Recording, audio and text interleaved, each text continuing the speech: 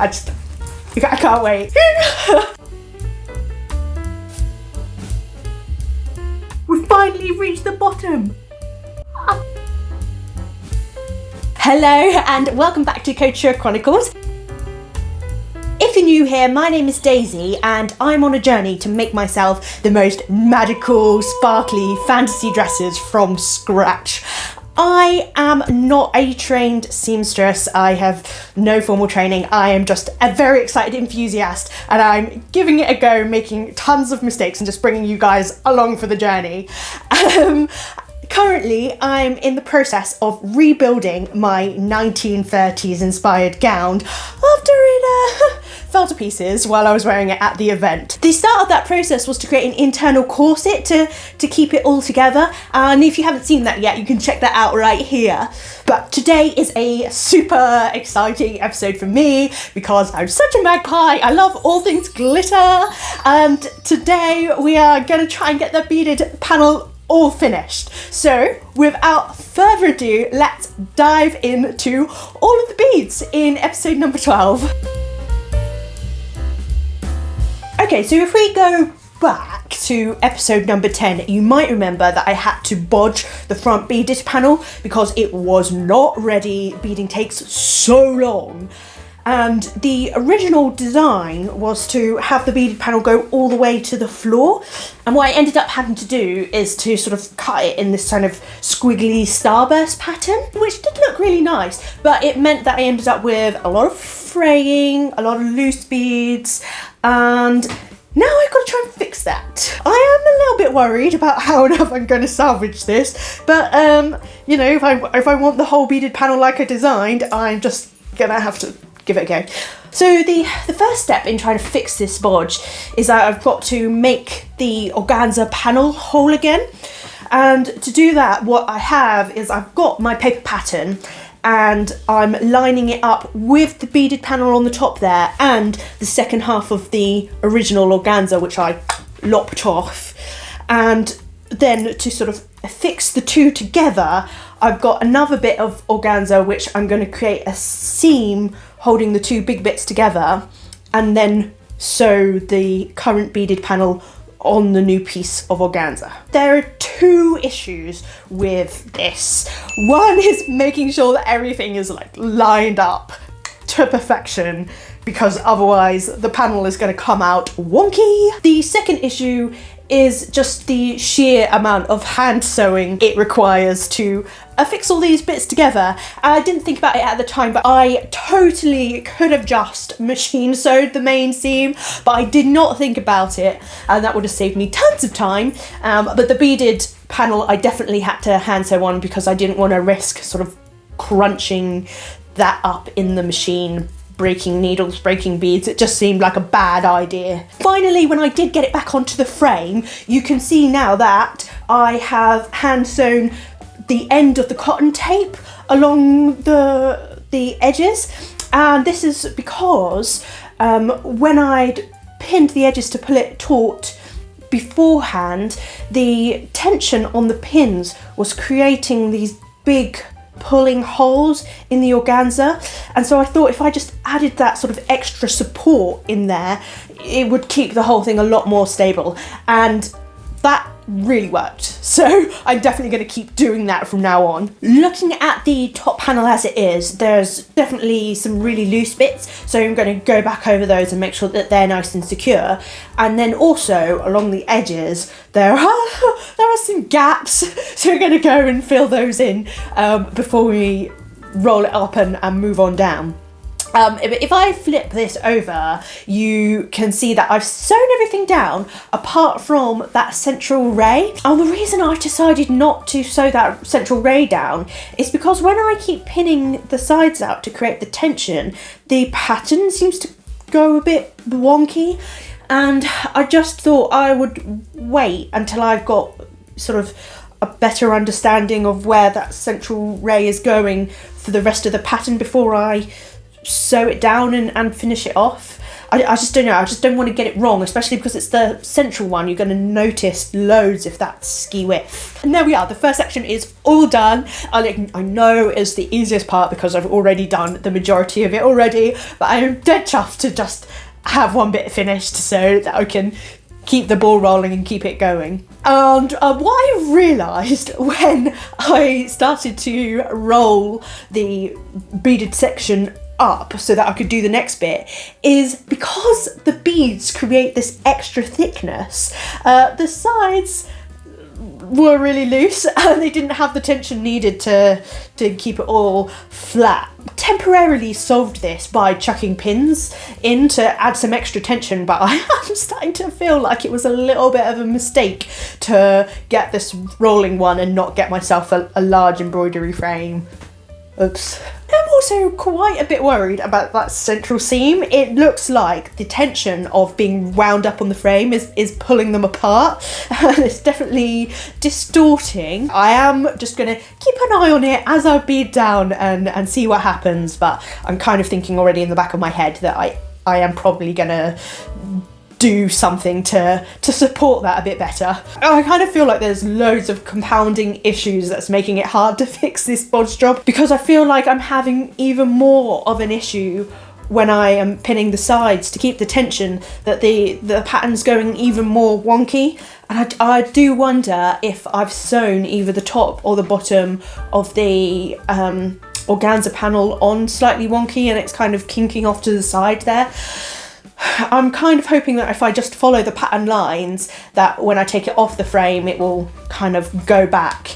Because if not, it's going to be very, very wavy. Right, I've beaded down one side of this panel, and now I've taken a couple of beads away from that top ray there, so then I can now extend that ray further down. I have added that ray in, but not all the way down, because I'm going to take those a couple of little beads off. I'm going to do the rest of the panel down to the top of that seam, and then what I think I'm going to do is I'm going to take it, I'm going to machine sew over that seam and make it a lot smaller. I've also kind of been rethinking what to do with the central ray, and it is so loosey-goosey and just falling to pieces that I've decided I'm just going to cut it off at the top there, and I'm going to just completely redo that central ray on the organza underneath. After that's all cut off, I've redrawn the pattern lines because they were so faded. I didn't want to get it wrong, and then we'll just crack on, bash out some more beading. As you can see, I got so close to finishing this panel when I ran into a different kind of issue. I've hit a little bit of a roadblock in that I've got this much left to bead, but I've run out of beads. I've got more on the way, but so that I don't waste any time, what I'm planning to do is I'm going to take this off. I'm a bit worried about this whole section being a bit too white when we put it back on the purple fabric, so I'm going to machine sew down that line and do 2 more lines a lot closer, and then once I've done that I shall pop this back on the frame and wind it up to there, and then I can carry on with my gold lines until my emergency extra beads come. And this is the point where I realised that yes, you are going to have to take it off the frame to do this.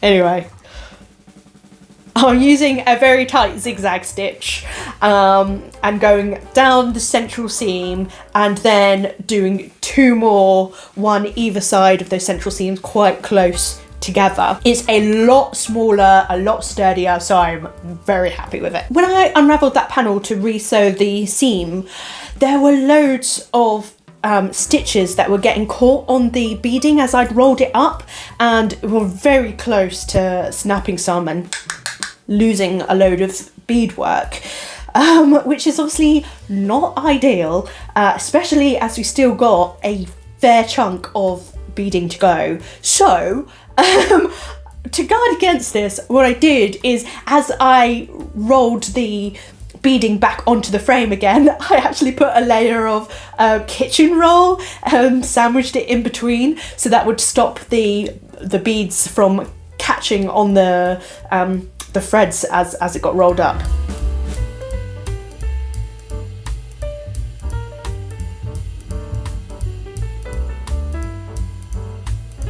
Great news, the beads have all just arrived through the post, which is brilliant because that means now I can try and finish off the rest of the beading. I got more beads than I think I will need, but considering I thought I had enough last time, let's see how many I have when I actually finish the panel. So I've got 3 packs of sequins, 2 more packs of pearls, 2 more packs of bugle beads, and some more crystals. All stocked up with beads, it was now just get your head down, bash out as much beading as possible.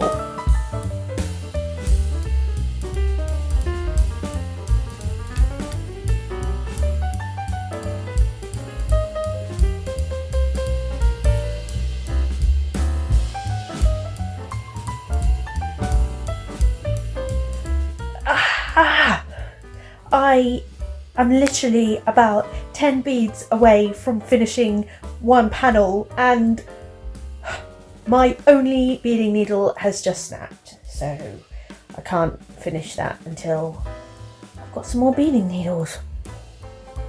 I just ordered myself some new beading needles and they won't arrive until Friday, which is frustrating because that's 5 days, but I've just been through all my sewing stash and I found one, so I can crack on now. Woo!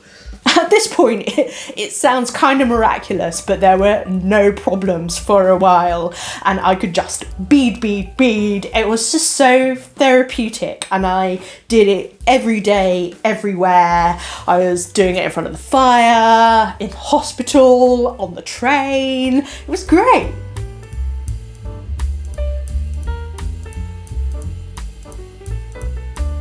Okay, so the beaded panel is coming along nicely. I'm really close to the bottom now. I think it's just got one more turn in it. These are the beads I have left. I do have one more pack of pearls, so they will be okay. And I'm kind of hoping, fingers crossed, that because we don't use as many of the bugle beads and crystals as we do pearls and sequins, that those will be fine. But definitely gonna need to buy some more sequins because I'm definitely running out again. Saturday the 16th of March was a momentous day, and you might be thinking, oh yeah, I don't really remember anything special happening on Saturday the 16th of March, and I will tell you why it's momentous. We've finally reached the bottom! After literally months, the end is near. I honestly can't tell you how excited I am about this, and I honestly didn't think it was ever coming. So here we are, people, the bottom of the pattern. Ta-da!